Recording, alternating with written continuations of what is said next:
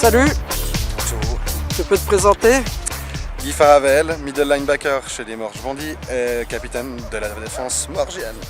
Et puis tu es au comité, je crois. Oui, je suis président depuis cette année. C'est chaud, il y a beaucoup de boulot, mais on rigole beaucoup. Très bien. Alors aujourd'hui, un petit peu le derby de la côte. Le D'Acosta Bowl, ouais. Voilà. Tu peux me dire un peu tes impressions avant match de cette rencontre? À mon avis, ça va être très intense. Des deux côtés, on a beaucoup de blessés. Donc les joueurs qui sont encore en état de courir vont beaucoup donner pour leurs camarades blessés. Ils ont un très bon jeu de passe. Par contre, je crois qu'ils ont un petit peu plus de peine au niveau des courses. Donc je pense qu'on va essayer de montrer un petit peu la puissance qu'on a réussi à acquérir pendant cette année de préparation. Donc je pense que ça va être très intéressant. Deux styles assez différents de jeu. Donc ça va être un match très intéressant. Voilà, les Centurions ont plus à perdre que vous. Vous jouez pour une troisième victoire, tandis que s'ils perdent une troisième fois, c'est les playoffs qui s'éloignent. Qu'est-ce que ça te fait penser? Moi, je pense qu'on a vraiment envie de mettre un petit coup de pied dans la fourmilière du haut de classement. Donc, même si on se connaît bien, qu'on s'entend bien, je pense qu'on va quand même mettre tout en œuvre pour pouvoir les vaincre. Même si eux, ça va leur casser les bonbons. On va de toute façon mettre tout ce qu'on a pour pouvoir gagner. Et si ma foi, ça doit les gicler des playoffs, ma foi, tant pis pour eux. Mais si vous me regardez, les gars, désolé, mais on va faire tout ce qu'on peut, quoi. Ok, merci, à tout à l'heure. À tout à l'heure.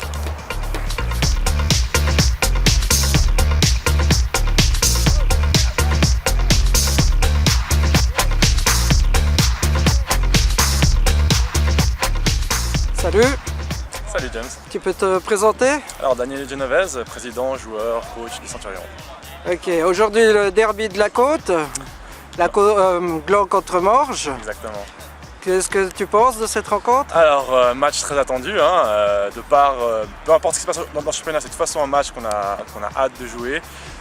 Les matchs Centurion Bondy ont toujours été des matchs très engagés, mais dans la bonne humeur. On se connaît bien, on se connaît tous un peu. On a beaucoup de joueurs de chez eux ont joué un peu chez nous, qui sont en junior ou même à l'époque, il y a 2-3 joueurs qui sont venus chez nous comme renfort pour les playoffs, en 2007 je crois. Donc on se connaît bien, on s'aime bien et donc voilà, toutes les rencontres Centurion Bondy sont toujours agréables à jouer. Ok. Aujourd'hui, les Bandits jouent pour une troisième victoire, tandis que vous jouez pour rester dans les playoffs. Exactement.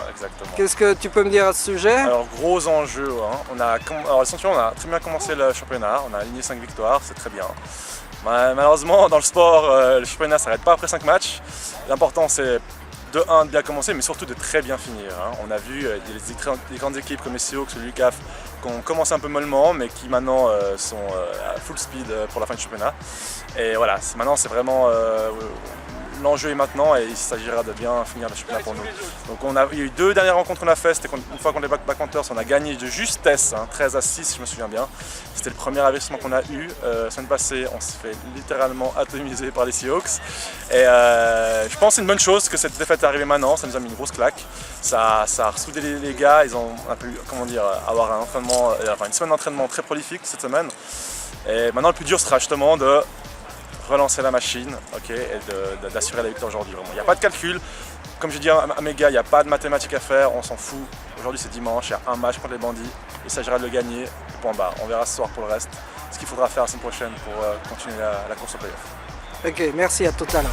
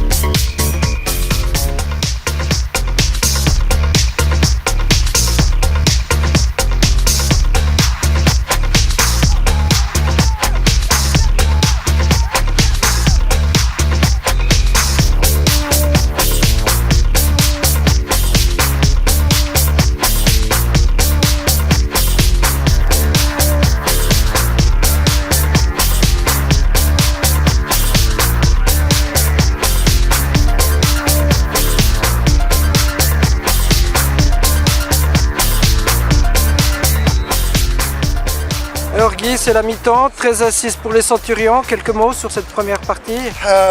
C'est exactement comme on pensait. C'est dur, mais on va y arriver.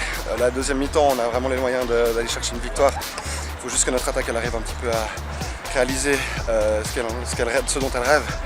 La diff, il faut qu'on soit un petit peu plus agressif. Qu'est-ce qui vous manque en attaque? En attaque, il nous manque quand même d'avoir au moins un deuxième running back pour pouvoir un peu donner le tour et puis donner un petit peu plus de vitesse parce que là on manque vraiment d'explosivité et ça nous pénalise vraiment beaucoup contre une équipe qui est rapide. Ok, je te remercie. Alors Kers, 13-6 à la mi-temps, quelques mots? Le match un peu comme auquel je m'attendais, hein, grosse équipe en face. Les Bandits, comme on sait très bien, ils font que de progresser cette année, ils ont une très bonne équipe. Ils ont déjà enchaîné quelques victoires et je savais que ça allait être un grand défi aujourd'hui. Ils ont une très bonne D-line, une très bonne défense, surtout les premiers rideaux, deuxième rideau. Ils ont posé beaucoup de problèmes. Plusieurs fois, je me suis fait prendre alors que je venais à peine de recevoir le hand-off. Le QB, il a beaucoup de pression, donc on a un peu de peine à bien poser nos jeux comme il faut. Mais voilà, on essaie de tenir nos gars. On a vu que quand nos types font bien leur job, il y a moyen d'avancer. Et puis voilà, on va espérer de remettre une deuxième couche en deuxième mi-temps, augmenter l'intensité et puis essayer de ne pas se laisser avoir parce qu'ils ont des bons plays. Ils ont pas mal eu sur des screens, sur le touchdown qu'ils ont mis là, c'est un gros play avec ce jeu qui est parti au centre, un coup le QB ressort. Voilà, c'est ce genre de truc qu'on fasse très attention en deuxième mi-temps parce que il suffit d'un play pour qu'eux nous passent devant maintenant et que le match change totalement de côté. Donc il faudra vraiment être très vigilant en deuxième mi-temps. Ok, je te remercie.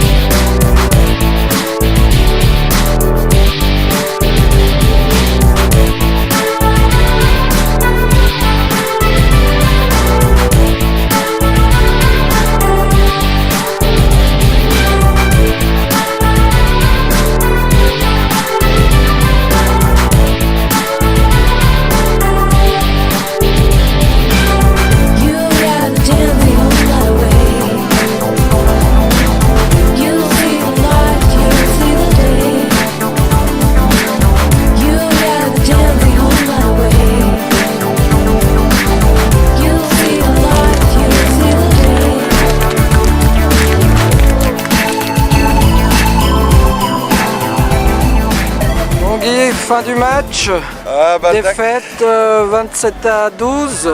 Une défaite qui fait un petit peu mal. Le Dacosta Bowl sera pour les Centurions cette année. Voilà, on commence à manquer de monde, on a manqué de nouveau de réalisme, travail. Et je souhaite très sincèrement aux Centurions d'aller en playoff cette année, d'aller chercher une autre médaille, une belle médaille. Voilà ce que je leur souhaite. Bien, quelques mots sur la stratégie en deuxième mi-temps. La stratégie en deuxième mi-temps, nous en attaque on a essayé d'utiliser un petit peu nos forces. Et le problème c'est que nos forces nous ont un petit peu abandonnés. On a perdu notre fullback, ce qui fait que notre jeu de course du coup était vachement affaibli. Et en défense, on a des joueurs qui sont venus très récemment, on n'a pas réussi à les encadrer comme il faut. Ça c'est une pure faute stratégique de nous coachs, de nous capitaines. Oui. Il m'a semblé qu'à la fin vous avez un peu pêché par la fatigue, par le manque d'effectifs, c'est le cas?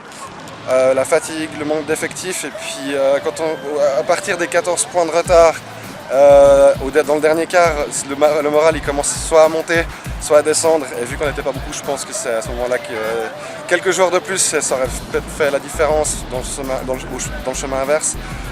Et là, quand on est en retard et puis qu'on est fatigué, qu'on n'est plus beaucoup et que c'est la fin, on a quand même peut-être, voilà, on n'a pas tenu, on a été moins fort qu'eux. Dimanche prochain, les Ducs. Les Ducs, grande tradition. Là, je pense qu'on va balancer toute la sauce. C'est le dernier match, on n'a plus rien à perdre. Pour eux aussi.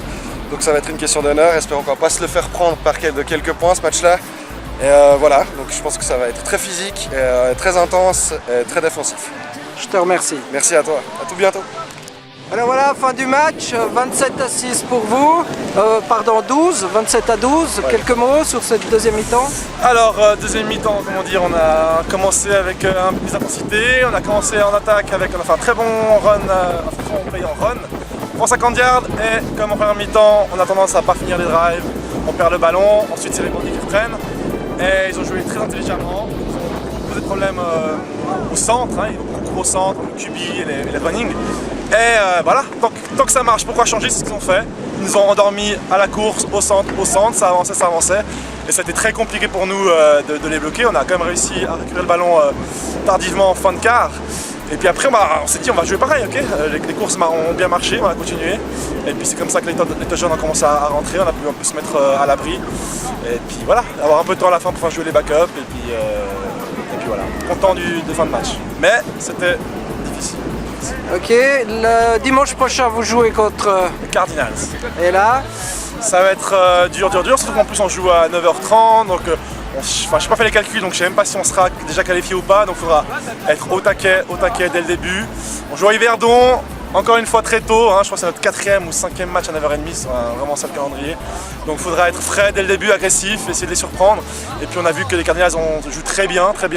Et puis je ne les ai pas vus jouer ces deux dernières semaines, donc je ne sais pas est-ce qu'ils sont plutôt en montée ou plutôt en baisse de régime. Donc, voilà, il faudra se préparer, bosser fort cette semaine et puis jouer la gagne hein, pour être sûr d'être dans les 4 premiers, avoir garanti une place en playoff. Allez les gars.